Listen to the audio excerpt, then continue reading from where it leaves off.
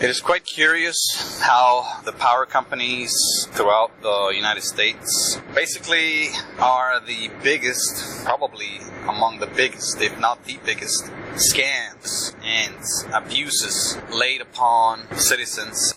As I have said repeatedly in this channel and many of my chats, that power companies are monopolies that are abusive, controlling, and they are given an extreme amount of power over the citizens, over the people that they serve. They are unapologetic, they are dictatorial, whatever they say goes. They don't ask and barely notify people when they jack up their rates. They have very flimsy and economically unbased reasons for jacking up their rates.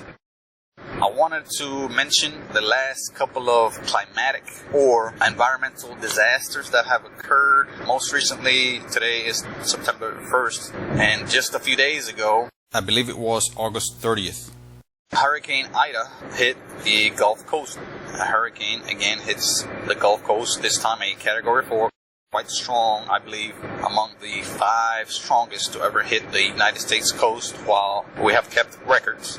Right up top there with Katrina back in 2005, which I believe was at some point a Category 5, but it downgraded to a Category 3 right before it hit the coast. So this one, perhaps, as far as I know, it was even stronger when it hit the coast. However, not as destructive when it comes to human life and property. This time around, the levee system in the Louisiana coast, close to where New Orleans is, the surrounding cities. The levee system there did its job, for the most part, of stopping flooding, stopping tidal surge from destroying the city within the coast there in southern Louisiana. However, power was severely disrupted, destroyed in many areas. Electrical power, and perhaps several millions of people are affected. I know of about 1 million that was reported to be out of power, perhaps many more suffering from brownouts in the surrounding areas. And the power companies historically have charged its customers, even during the worst of storms, the same or more as when the weather's good, the same or more as when there is no hurricane or severe storm or destruction of infrastructure or power equipment or power lines, etc. And this is basically to cover for the repairs, for the expenditures and expenses that they incur while they fix the destroyed and out of order equipment to bring back power.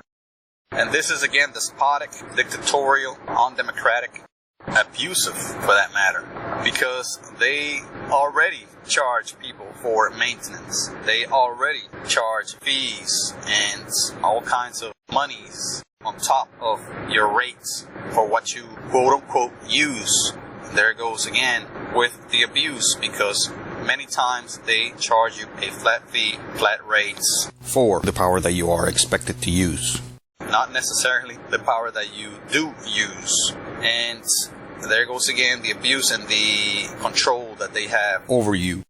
And this is recognized by many, many people that have actually paid attention to their power use, their power bills. Many people of low means, of modest means, modest income, low income.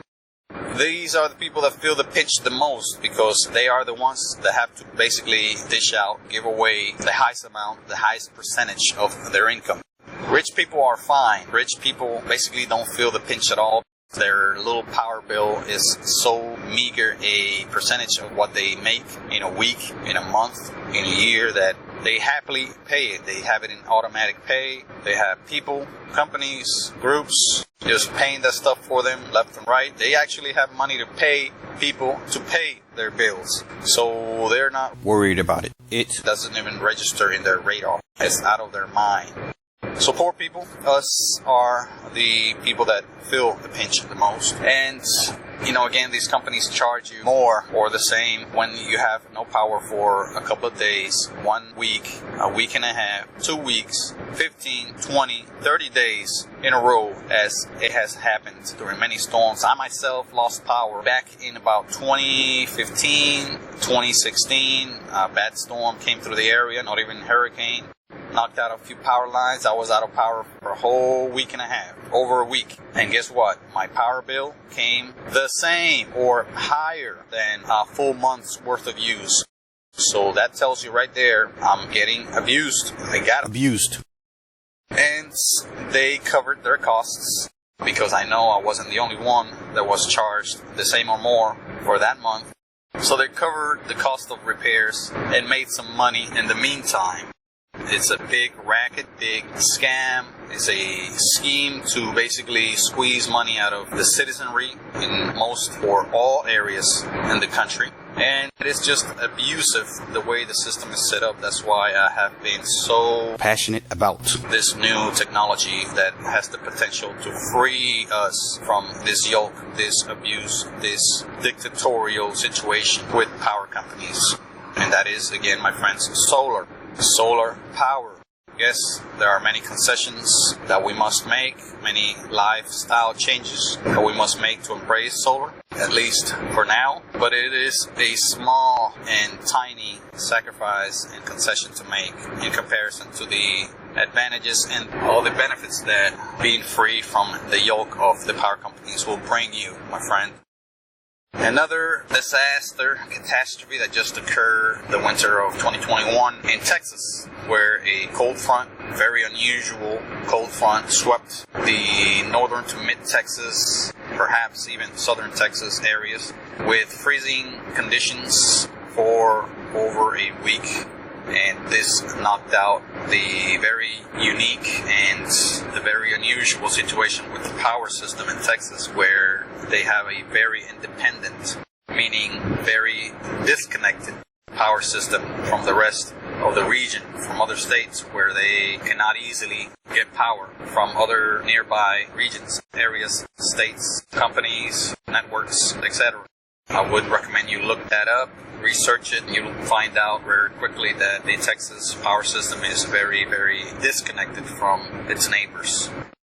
And that's what caused, for a major part, if not in its entirety, what caused that very severe and long power outages all over northern and middle Texas, central Texas, and specifically the Dallas area, the region around Dallas. The Dallas area suffered probably among the worst blackouts, brownouts. And, many people were out of power. And, my friend, I can guarantee you that their power bill didn't change. If anything, it changed for the worst. Their power bill probably was higher than it used to be when the power was on. And again, this is to make up, my friends, they are allowed by law to do this. They can jack up their rates in situations where they claim they need to, and they can charge you the same rates for times where you have had no power, or times where you have had no sort of access to power, and yet you're being charged as if you were, or worse. Again, my friends, this is abusive. This is something that is unsustainable, something that should have brought about a revolution, protests about this all over the place. But people are so hopeless and so basically brainwashed and accustomed to the abuse.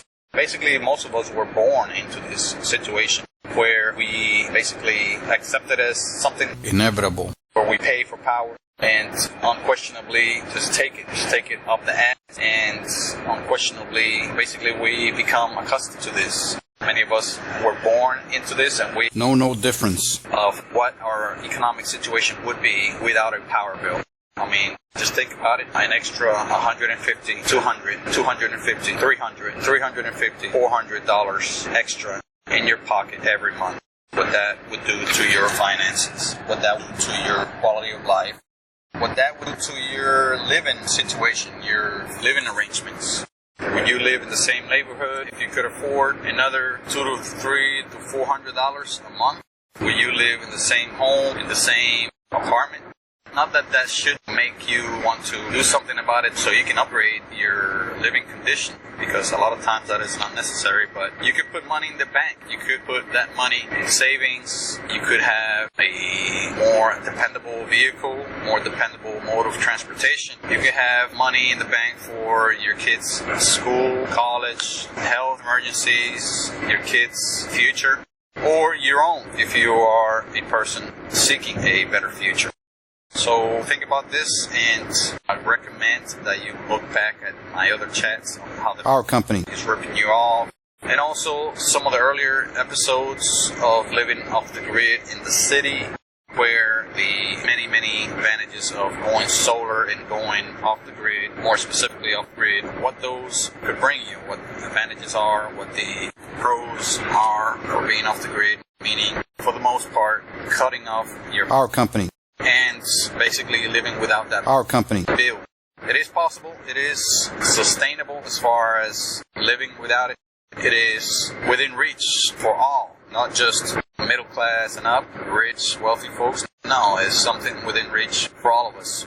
We are not obligated, at least yet in this country, to have grid power, to pay our company. Nobody could obligate you to make enough money to pay for our company. You can decide and claim and demonstrate even that you have no funds, no money to pay for our company. No law and no regulation basically can justify how you spend your money. That would be basically anti-democratic and despotic if they attempted to do this, and they will attempt to do this. The government, the state will attempt to force you, as it has happened in many cases, to pay for your power. But in the end, they cannot. In the end, it is unconstitutional.